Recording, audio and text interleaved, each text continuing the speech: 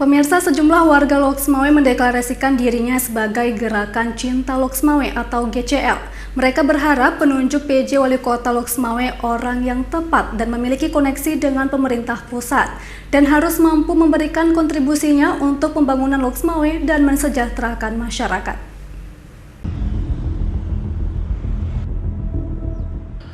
Gerakan Cinta Loksmawe atau GCL berharap pejabat PJ Wali Kota Loksmawe memiliki kriteria yang baik sehingga bisa menata pondasi daerah tersebut agar lebih baik.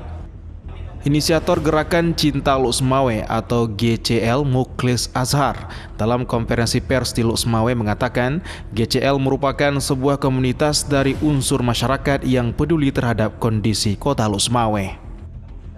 Mukhlis menambahkan pihaknya terpanggil untuk membentuk Gerakan Cinta Loksmawe karena berharap ke depan daerah yang pernah berjulukan petrodola tersebut dipimpin oleh orang yang tepat. Menurut Mukhlis, di pemerintahan sebelumnya, pembangunannya banyak yang mangkrak, bahkan kota ini seperti tidak bertuan karena pemimpinnya tidak tepat. Diharapkan PJ yang baru bisa memberikan dan membenarkan pondasi daerah tersebut agar lebih baik. Figur PJ ke depan itu kalau menurut kita adalah bagaimana mereka dia yang bisa membuat pondasi kota ini ke arah lebih baik lagi, yaitu bagaimana kota ini bisa ditata, manajemen kotanya lebih bagus lagi, penataan kotanya lebih bagus lagi, kemudian UMKM bisa hidup dan para pebisnis atau UMKM bisa mendapat rasa nyaman, kemudian masyarakatnya juga merasa nyaman untuk bisa. Sementara itu, Ketua DPR Kota Loksmawe Ismail Amanaf mengatakan siapapun yang ditunjuk diharapkan merupakan 3 orang yang telah direkomendasikan oleh DPRK Loksmawe. Kita siapapun yang ditunjuk oleh Mendagri, kita siap menerima daripada lembaga, menerima siapapun yang ditunjuk oleh Mendagri. Tapi kita berharap juga kepada Mendagri sesuai dengan yang kita rekom 3 orang kemarin itu sesuai dengan permintaan daripada mereka.